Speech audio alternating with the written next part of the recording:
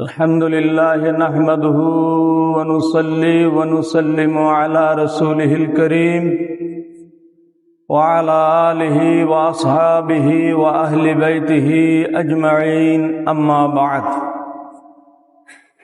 فأعوذ بالله من الشيطان الرجيم بسم الله الرحمن الرحيم لا أقسم بهذا البلد وأنت حل بهذا البلد وأيضا قال الله عز وجل في شأن حبيبه ومحبوبه مخبرا وآمرا إن الله وملائكته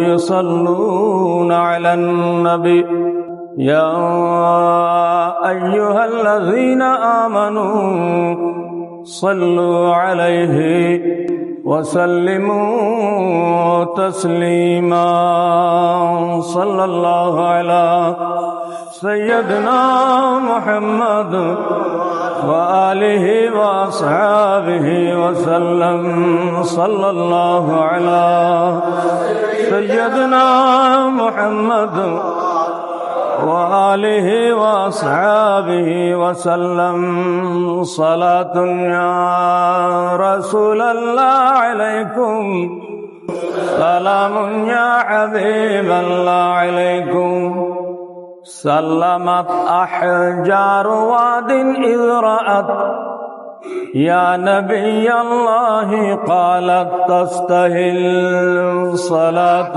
يا رسول الله عليكم سلام يا حبيب الله عليكم لذ بباب المصطفى خير الورى ملجأ المكروب مفتاح العضل صلاة يا رسول الله عليكم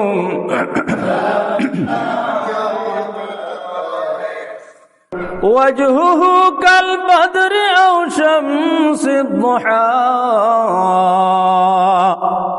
صدره مشكاة أنوار الرسل صلاة يا رسول الله عليكم سلام يا حبيب الله عليكم أما بعد মুআজ্জাজ হাজিরিন উপস্থিত সম্মানিত মুসল্লিবৃন্দ রহিমানি ওয়া রাহিমাকুমুল্লাহ, আপনাদের খেদমতে আলোচনা ছিল পবিত্র হজ সম্পর্কিত।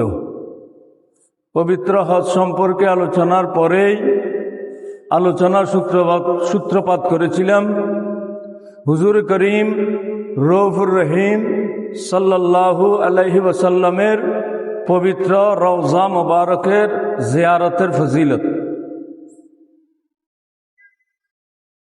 যাদের সামর্থ্য আছে, যারা হজ আদায় করতে পারবে, তাদের জন্য রওজায়ে রসুলে হাজিরি দেওয়া, রসুল সাল্লাল্লাহু আলাইহি ওয়াসাল্লামের রওজা শরীফ জিয়ারত করা ওয়াজিব। এটাই হচ্ছে ইসলামী আকীদা। কিন্তু আফসোসের বিষয় হচ্ছে আমাদের মাঝে কিছু মোল্লা মৌলবী সাধারণ ইমানদার মুসলমানদেরকে বিভ্রান্ত করার চেষ্টা করে, এই বলে যে রসুল সাল্লাল্লাহু আলাইহি ওয়াসাল্লামের রওজা শরীফ জিয়ারত করার উদ্দেশ্য নিয়ে রসুল সাল্লাল্লাহু আলাইহি ওয়াসাল্লামের রওজা শরীফকে জিয়ারত করার নিয়ত করে মদিনা শরীফ যাওয়া বেদাত এবং হারাম, নাউজুবিল্লাহ। বরং মদিনা শরীফ যেতে পারবে, যাবে শুধু মদিনা শরীফের হেরেমের মধ্যে মসজিদে নববী শরীফে নামাজ আদায় করার জন্য।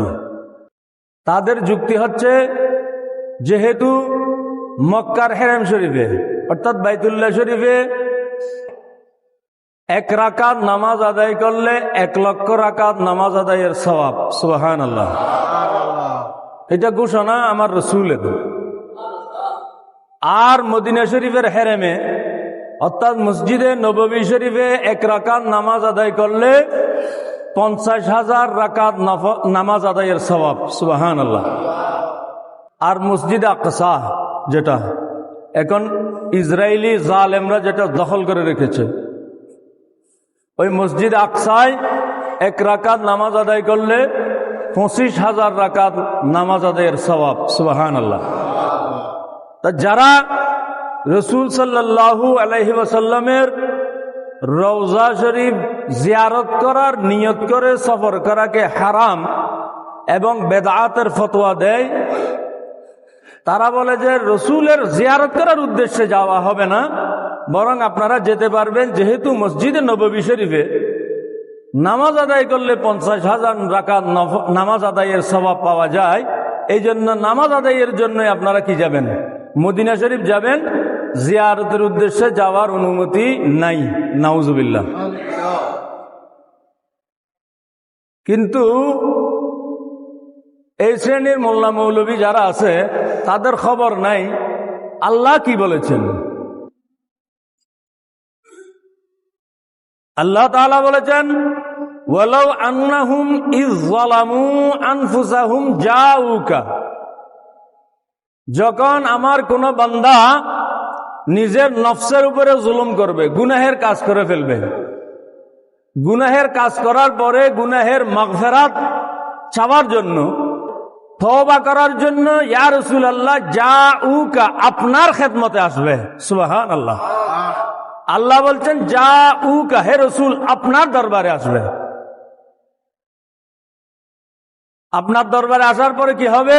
জাউকা ফাস্তাগফিরুল্লাহ ওয়াস্তাগফারা লাহুমুর রাসূল, আপনার দরবারে এসে যখন হে রাসূল আমার সেই বান্দা আমার কাছে মাগফিরাত চাইবে, তওবা করবে, ওয়াস্তাগফারা লাহুমুর রাসূল, এবং হে রাসূল আপনি যখন আমার সেই বান্দার পক্ষে, আপনার সেই উম্মতের পক্ষে আমার কাছে সুপারিশ করবেন, আল্লাহর কাছে যখন আপনি মাফ চাইবেন, লাওয়াজাদুল্লাহ তাওয়াবার রহিমা, সেই বান্দা আমি আল্লাহকে অত্যন্ত ক্ষমাশীল, দয়ালু, তওবা কবুলকারী হিসেবে পেয়ে যাবে।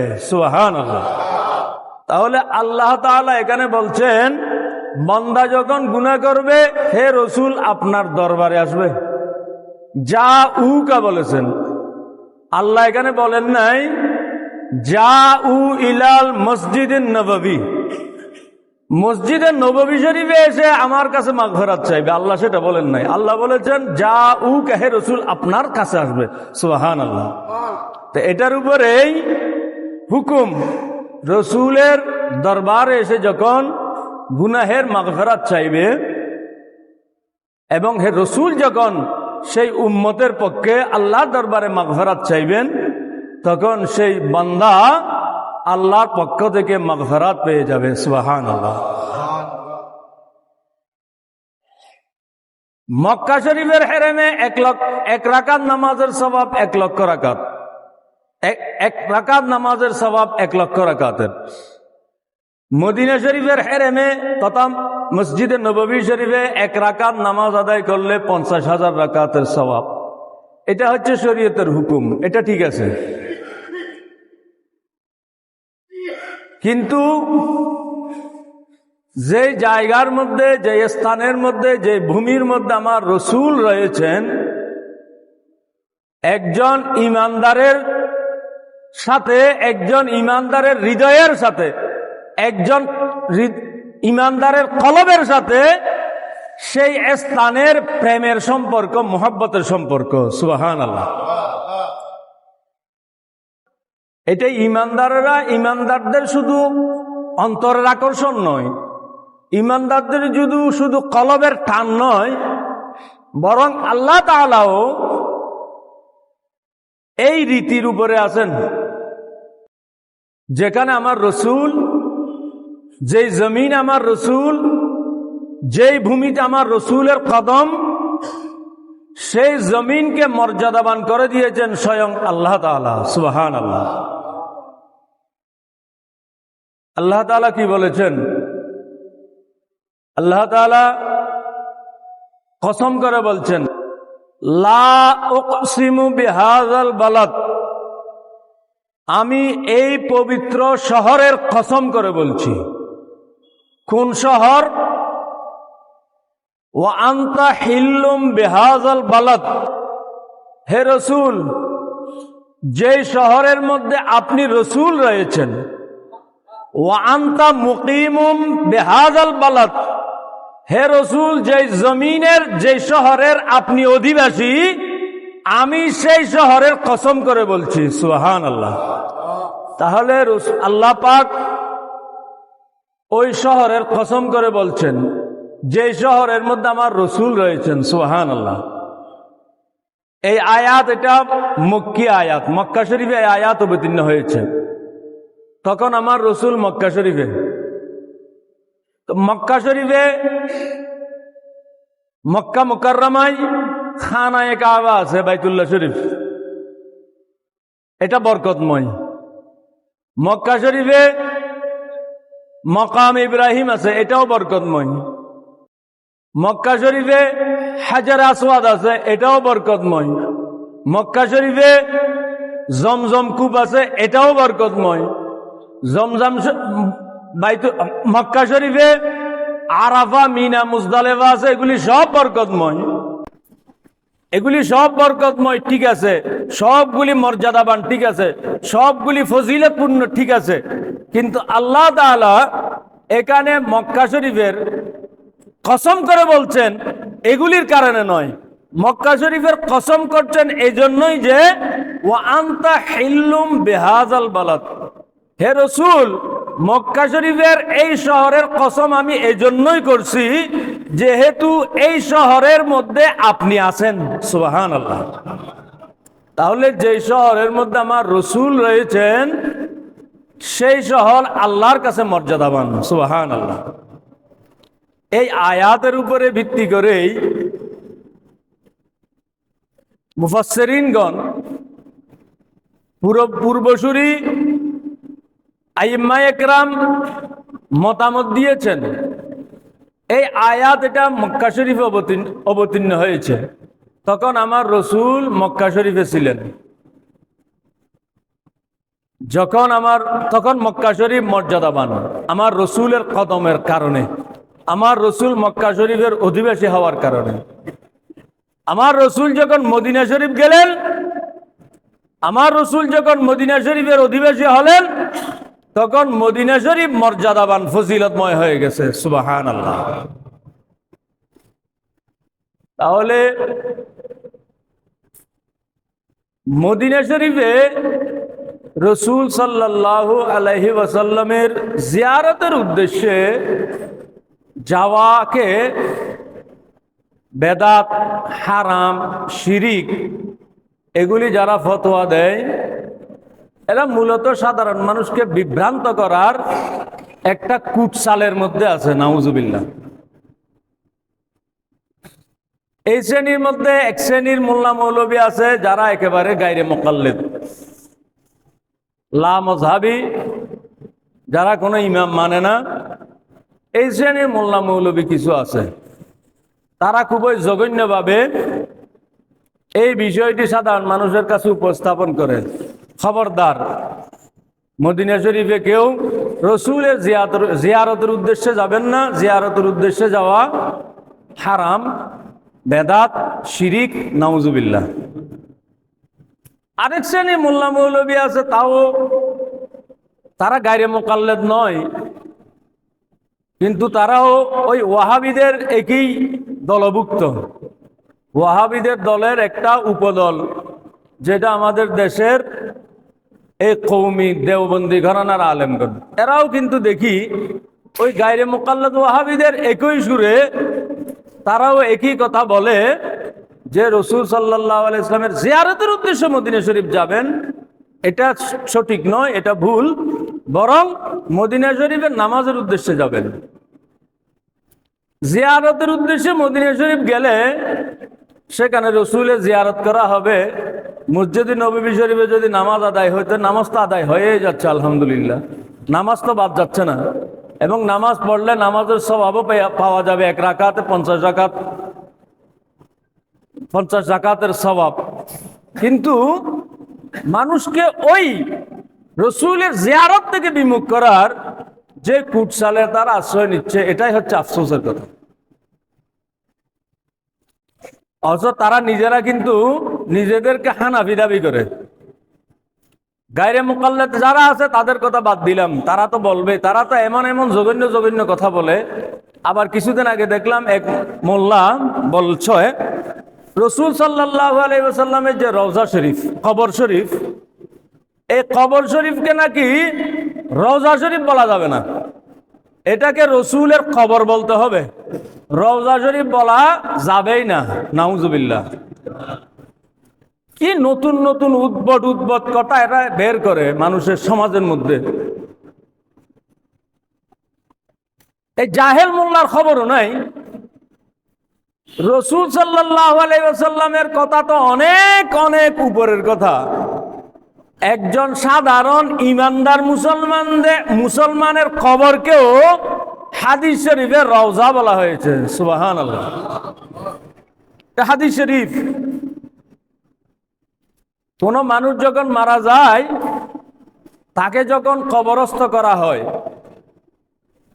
কবরস্থ করার পরে সেই মানুষের কবরটি হয়তো কি হবে, রাউযাতুম মির রিয়াদিল জান্নাহ, হয়তো সেটা জান্নাতের বাগান সমূহ থেকে একটি বাগান হয়ে যাবে। সুবহানাল্লাহ।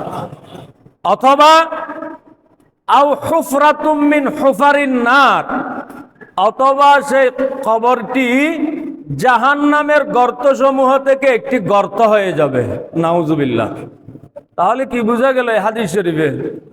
মানুষ মারা গেলে কবরটা তার আমল মোতাবেক এবং আল্লাহর মেহেরবানি মোতাবেক, আল্লাহ মেহেরবানি করলে, মানুষটি ইমানদার হলে, আমল ভালো থাকলে, রসুলের প্রেম মহব্বত ভালোবাসা অন্তরে থাকলে, সেই মানুষটির কবরটি রওজা হয়ে যাবে। রওজা বলতে জান্নাতের বাগান সমূহের একটি বাগান হয়ে যাবে। সুবহানাল্লাহ।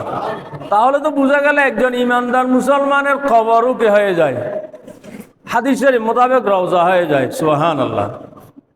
আর ওই যারা রওজা বলাকে, রসুলের রওজা বলাকে যারা হারাম বলবে, রসুলের রওজা, কবর শরীফকে রওজা বলা যাবে না যারা বলবে, যাদের অন্তরের মধ্যে এই ধরনের রসুল বিদ্বেষ রয়েছে, রসুলের প্রতি অভক্তি আছে, অশ্রদ্ধা আছে, তাদের কবর কি হবে, ওই হুফরাতুম মিন হুফারিন নার, তাদের কবর জাহান্নামের গর্ত সমূহ থেকে একটি গর্তে পরিণত হয়ে যাবে। নাউজুবিল্লাহ। তাহলে আলহামদুলিল্লাহ, আমরা তো ইমানদার মুসলমানদের কবরকেও আমরা রওজা বলতে পারি। সুবহানাল্লাহ। এটা হাদিস শরীফ মোতাবেক। যন্নুল মুমিনিনা খায়রুন, ইমানদার মুসলমানদের সাধারণ ধারণা হবে ভালো, উত্তম ধারণা করবে। ইমানদার মুসলমানরা খারাপ ধারণা করতে পারে না, এটা ইমানদার মুসলমানদের খাসলত নয়। ইয়াকুমুজ যন্না ইন্না যন্না আকযাবুল হাদিস, তোমরা খারাপ ধারণা থেকে বেঁচে থাকো, কারণ অনেক সময় এই খারাপ ধারণা এটা সবচেয়ে চরমতম একটি মিথ্যাচারিতায় পরিণত হয়ে যায়। নাউজুবিল্লাহ। তাহলে মুসলমানেরা খারাপ কোনো ধারণা করবে না সচরাচর। মুসলমানদের ধারণা হবে সবসময় নেক ধারণা, ভালো ধারণা, উত্তম ধারণা। একজন আমার ইমানদার মুসলমান ভাই মারা গেল, সে মুসলমান সমাজে বসবাস করেছে, মুসলমানদের সাথে উঠা বসা ছিল, মুসলমানদের সাথে মসজিদে নামাজ আদায় করেছে, সেই ব্যক্তি মারা যাওয়ার পরে আমরা হাদিস শরীফ মোতাবেক ভালো ধারণা করব, উত্তম ধারণা করব, এই মুসলমানের কবরটি আল্লাহ তাআলা হয়তো জান্নাতের একটি বাগানে পরিণত করে দিয়েছেন। সুবহানাল্লাহ। তাহলে যেখানে একজন সাধারণ ইমানদার মুসলমানের কবরকেও আমার রসুল রওজা বলেছেন, সেখানে এখন এরা কারা যারা বলছে আমার রসুলের কবরকে কবর বলতে হবে, রওজা বলা যাবে না, রওজা বলা হারাম, এরাই হচ্ছে ইসলামের মধ্যে সবচেয়ে নিকৃষ্ট সৃষ্টি, আল্লাহর সৃষ্টির মধ্যে। নাউজুবিল্লাহ। যে কথা আমাদের পূর্বসূরি এই পর্যন্ত 1400 বছর যাবত আমরা শুনি নাই, সেই ধরনের কথা আমাদেরকে শুনতে হচ্ছে। রওজা মুবারক এটা আমাদের সাধারণ মুসলমানদের মধ্যে প্রচলিত হয়ে গেছে, আমার রসুল, এটা আদবের বিষয়। কবর তো সাধারণ সকলের কবর, ইমানদারদের কবর তো রওজা, সাধারণ এমনি মুসলিমদের যাদের কবর আছে এগুলিও কবর। তাহলে সাধারণ কবরের সাথে যাতে সামঞ্জস্য হয়ে না যায় কথার মধ্যে, অন্য একজন মানুষের কবর সেখানে যদি আমার রসুলের কবর বলি তাহলে এটা এক ধরনের বেয়াদবিমূলক হয়ে যাচ্ছে। এই জন্য আমরা সম্মানার্থে আমার রসুলের কবর শরীফকে আমরা রওজা শরীফ বলি। সুবহানাল্লাহ। সেখানেও বিতর্ক, বলা হচ্ছে রসুলের কবরকে কবর বলতে হবে, রওজা বলা শিরিক, রওজা বলা বেদাত, রওজা বলা হারাম। আস্তাগফিরুল্লাহ। আল্লাহ তাআলা এই সমস্ত ইসলাম নামধারী, মুসলিম নামধারী দাজ্জাল মোল্লা মৌলবীদের ফিতনা থেকে আমাদের ঈমান আমলকে হেফাজত করুন, আমিন।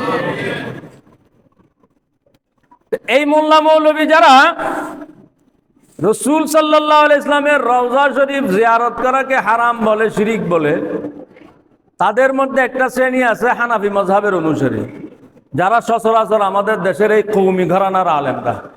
এরা কিন্তু লামযহাবী না। আবার লামযহাবী হচ্ছে যারা নিজেদেরকে আহলে হাদিস দাবি করে। আহলে হাদিস দাবিদার আহলে খবিসরাই হচ্ছে লামযহাবী, তারা ইমাম মানে না। কিন্তু কওমি ঘরানার আলেমরা এরা নিজেদেরকে হানাফি দাবি করে। ইমাম আজম আবু হানিফা রাদিয়াল্লাহু তাআলা আনহুর মুকাল্লিদ তারা দাবি করে। কিন্তু এদের ব্যাপারে আমাদের আশ্চর্য লাগে যে এরা কিভাবে রসুলের রওজা মুবারককে জিয়ারত করাকে হারাম ফতোয়া দেয়। এটা তো এই রসুলের রওজা মুবারক নিয়ত করে সফর করাকে হারাম ফতোয়া দেওয়া, এটা ইমাম আজম আবু হানিফা রাদিয়াল্লাহু তাআলা আনহুর রীতি এবং কর্মপন্থার বিপরীত। তারা নিজেরা যদি কেউ হানাফি দাবি করে, তারা রসুলের দরবারে নিয়ত করে যাওয়াকে বেদাত হারাম ফতোয়া দিতে পারে না। এটা ইমাম আজম আবু হানিফার রীতি বিরুদ্ধ। কেন না? কেন? কারণ ইমাম আজম আবু হানিফা রাদিয়াল্লাহু তাআলা আনহু আমার রসুলের রওজা শরীফের সামনে নিয়ত করে জিয়ারতের উদ্দেশ্যে আমার রসুলের রওজা শরীফের সামনে হাজির হয়েছেন। সুবহানাল্লাহ।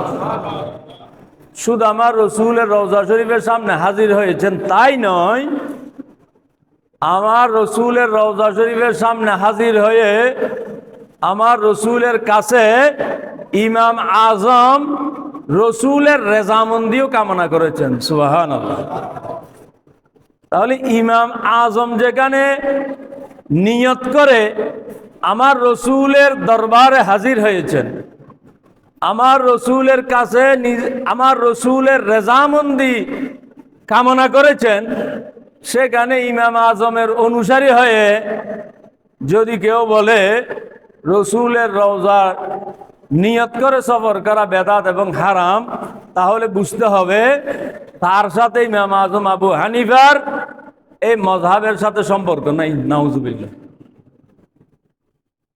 ইমাম আজম আবু হানিফা কি বলেছেন আমার রসুলের সামনে হাজির হয়ে? ইমাম আজম বলছেন, ইয়া সাইয়্যিদাস সাদাতি জিতুকা কাসিদান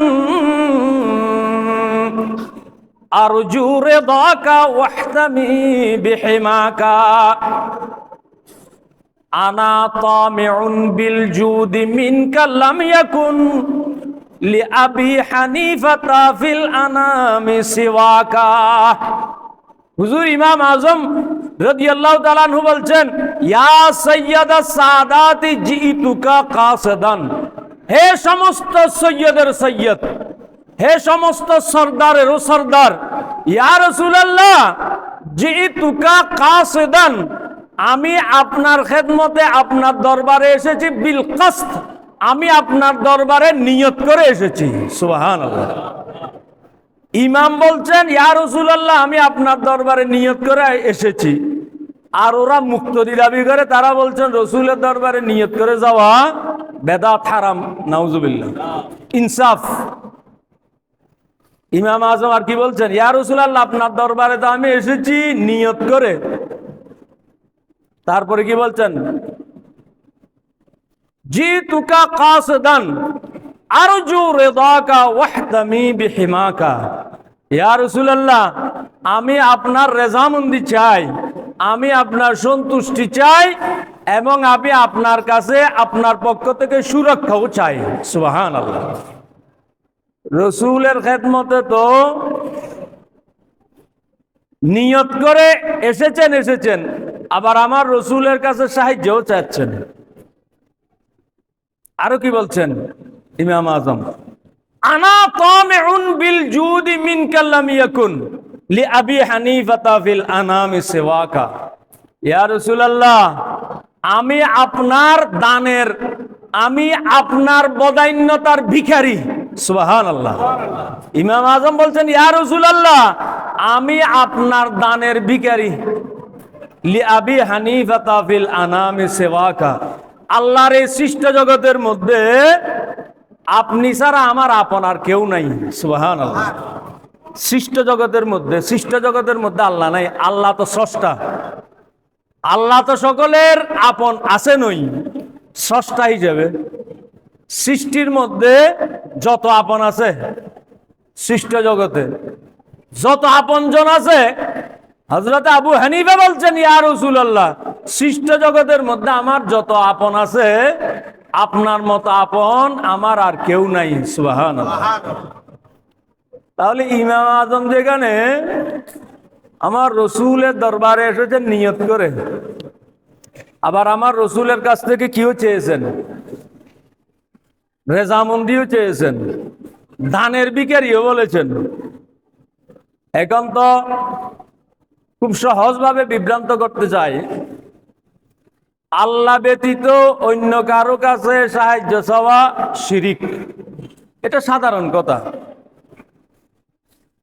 মানুষকে বোঝানোর জন্য বলে আল্লাহ ব্যতীত, আল্লাহ ছাড়া অন্য কারো কাছে সাহায্য চাওয়া শিরিক। আমাদের উপর ইলজাম দেয়। আমরা যারা কি বলি, ইয়া রাসূলুল্লাহ উনজুর হালানা, ইয়া হাবিবাল্লাহ ইসমা কালানা, সালাতুন ইয়া রাসূলুল্লাহ আলাইকুম, সালামুন ইয়া হাবিবাল্লাহ আলাইকুম, ইয়া রাসূলুল্লাহ উনজুর হালানা। ইয়া রাসূলুল্লাহ, আমার অবস্থা আপনি একটু পর্যবেক্ষণ করুন, আপনি একটু দৃষ্টি দিন আমি গুনাহগারের দিকে। ইয়া হাবিবাল্লাহ ইসমা কালানা, ইয়া রাসূলুল্লাহ, আমি কি বলছি মেহেরবানি করে আমার কথা শুনুন, অর্থাৎ আমার ফরিয়াদ কবুল করুন। সুবহানাল্লাহ। আমরা যারা আমার রসুলের কাছে এইভাবে আকুলতা প্রকাশ করি, আমাদের উপরে শিরিকের ফতোয়া দেয়। সুন্নিরা সবাই মুশরিক, নাউজুবিল্লাহ। কেন? তারা রসুলের কাছে সাহায্য চেয়েছে। সাহায্য চাইতে হবে কার কাছে? একমাত্র আল্লাহর কাছে। এই কথাটা ঠিক আছে। আমরা ইয়্যাকা না'বুদু ওয়া ইয়্যাকা নাস্তাঈন, আমরা একমাত্র ইবাদত করি আল্লাহর, সাহায্যও চাই একমাত্র আল্লাহর।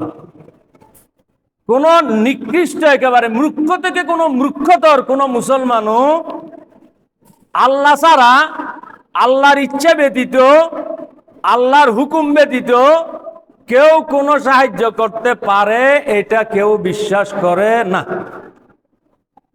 কিন্তু দুনিয়া তো দারুল আসবাব, এই দুনিয়ার মধ্যে উপায় উপকরণের প্রয়োজন আছে। আমাদের রিজিক দাতা আল্লাহ, কিন্তু রিজিকের জন্য আমাদেরকে কি করতে হয়? চাকরি করতে হয়।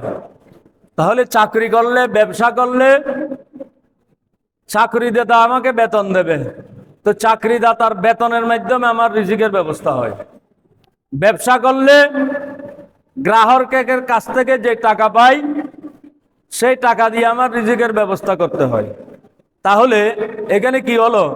দুনিয়াবি নিয়মে ওসিলা হয়ে গেল আল্লাহর বান্দারা। আল্লাহর বান্দারা রিজিকের ওসিলা হবে, কিন্তু মৌলিক রিজিক দাতা একমাত্র আল্লাহ। এটাই আমরা বিশ্বাস করি আলহামদুলিল্লাহ। যেমন হাদিস শরীফে রাসূল সাল্লাল্লাহু আলাইহি ওয়াসাল্লাম ইরশাদ করেছেন, ইজা সাআলতা ফাসআলিল্লাহ, যখন তোমরা কিছু চাইবে, কোনো কিছু কামনা করবে, ফাসআলিল্লাহ, একমাত্র আল্লাহর কাছে কামনা করো। সুবহানাল্লাহ। এটা কিন্তু আমরা আলহামদুলিল্লাহ বিশ্বাস করি। ওই যাদের কথা বললাম ওহাবি মৌলবীরা এই হাদিস শরীফ বর্ণনা করে বলে যা কিছু চাইতে হবে একমাত্র আল্লাহর কাছে চাইবেন, অন্য কারো বান্দার কাছে চাইলে শিরিক হয়ে যাবে, মুশরিক হয়ে যাবে। কিন্তু তারা এই কথাটা সাধারণ মানুষের কাছে প্রচার করে সত্যি, কিন্তু তারা নিজেরাও এই হাদিস শরীফ মানে না। কেন মানে না? কেমন মানে না? রমজান শরীফ শেষ হয়েছে, বেশি দিন হয় নাই। রমজান শরীফে আপনারা দেখেছেন তারা নিজেদের মাদ্রাসার রশিদ বই হাতে নিয়ে নিয়ে মানুষের দরজায় দরজায়, ঘরে ঘরে, দোকানে দোকানে শুধু সাহায্যের জন্য আবেদন করেছে, করে নাই? তাহলে তারা যেই কথা বলে সাহায্য চাইলে একমাত্র আল্লাহর কাছে চাইবে, তাহলে তো বোঝা গেল তারা নিজেদের রীতির মধ্যে নিজেরাই নেই। সামনে কোরবানি আসছে, কোরবানির সময় দেখা যাবে তারা ওই চামড়ার জন্য মানুষের ঘরে ঘরে দৌড়াবে। এই দৌড়ানোটা আমরা খারাপ বলছি না, কিন্তু তারা যেটা বলছে তারা তো তাদের রীতির মধ্যে নেই। কিন্তু আলহামদুলিল্লাহ আমরা আমাদের রীতির মধ্যে আছি। আমরা বুঝি যত সাহায্য আছে মৌলিক সাহায্যকারী একমাত্র আল্লাহ, আল্লাহ ব্যতীত কেউ কোনো সাহায্য করতে পারে না। কিন্তু আল্লাহ তাআলার নিজাম হচ্ছে, নিয়ম হচ্ছে, দুনিয়ায় সাহায্য করার জন্য আল্লাহ তাআলা আল্লাহর বান্দাদেরকে এক এক ক্ষেত্রে এক একটি সাহায্য করার জন্য আল্লাহ দায়িত্ব দিয়েছেন। সুবহানাল্লাহ। এই জন্য আল্লাহ তাআলা নিজেই বলেছেন, এদিকে আল্লাহ বলেছেন ইয়্যাকা না'বুদু ওয়া ইয়্যাকা নাস্তাইন, আমাদেরকে শিক্ষা দিয়েছেন তোমরা বলো আমরা একমাত্র আল্লাহর ইবাদত করি, হে আল্লাহ তোমারও ইবাদত করি, তোমার কাছে সাহায্য চাই। কিন্তু আল্লাহ আরেক জায়গায় বলছেন তাআওয়ানু আলাল বিররি ওয়াত তাকওয়া ওয়া লা তাআওয়ানু আলাল ইসমি ওয়াল উদওয়ান, হে ইমানদার মুসলমানরা, তোমরা এক মুসলমান অপর মুসলমানকে ভালো কাজে, নেক কাজে সাহায্য করো। সুবহানাল্লাহ। ওয়ালা তাআওয়ানু আলাল ইসমি ওয়াল উদওয়ান, এবং খারাপ কাজে, গুনাহের কাজে, অশ্লীল কাজে, মন্দ কাজে একে অপরকে সাহায্য করবে না। তাহলে কি বুঝা গেল? আল্লাহ দিকে আমাদেরকে শিক্ষা দিচ্ছেন আমরা একমাত্র ইবাদত করি আল্লাহর, একমাত্র সাহায্য চাই আল্লাহর কাছে।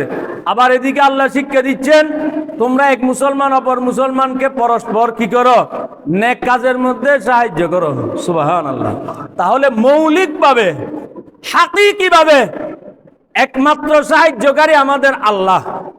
আমরা সাহায্য চাই হাকিকিভাবে, মৌলিকভাবে একমাত্র আল্লাহর কাছে। কিন্তু দুনিয়া যেহেতু দারুল আসবাব, এই দুনিয়াদারি করার জন্য একে অপরের সাহায্য নেওয়া এটা আল্লাহর নিজাম। এবং আল্লাহর ইচ্ছা যখন পাওয়া যাবে তখনই এক বান্দা আরেক বান্দাকে সাহায্য করতে পারবে। আল্লাহর ইচ্ছা না হলে, আল্লাহ যদি শক্তি না দেয়, কেউ তো একটা ঘাস ছিঁড়তে পারবে না আল্লাহর শক্তি ছাড়া। তো কোনো মুসলমান যে অপর মুসলমানকে সাহায্য করবে সেটা আল্লাহর দেওয়া শক্তিতেই সেই সাহায্য করবে।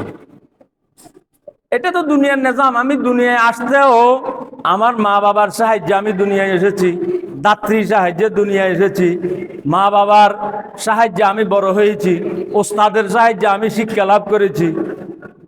আবার দুনিয়া থেকে বিদায় হওয়ার সময় কিন্তু সাহায্য ছাড়া বিদায় হওয়া যাবে না।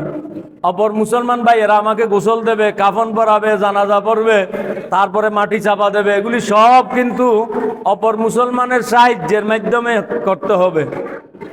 আলহামদুলিল্লাহ আমরা এটাই বিশ্বাস করি, মৌলিক সাহায্যকারী আমাদের একমাত্র স্বয়ং আল্লাহ। কিন্তু আল্লাহ তাআলার নিজাম হচ্ছে আল্লাহ দুনিয়া পরিচালনার জন্য, দুনিয়ার সুষ্ঠু ব্যবস্থাপনার জন্য একে অপরকে সাহায্য করার এই রীতি আল্লাহ তাআলা দান করেছেন। সুবহানাল্লাহ। এবং এই সাহায্য তখনই করা যাবে, এই সাহায্য তখনই কার্যকর হবে যখন আল্লাহ তাআলার ইচ্ছা হবে, ইশারা থাকবে। আল্লাহর ইশারা না থাকলে কারো কোনো সাহায্য কাজে আসবে না। তো যাই হোক, ইনশাআল্লাহ এই বিষয় নিয়ে যদি সম্ভব হয় সামনে আরো বিস্তারিত আলোচনা হবে।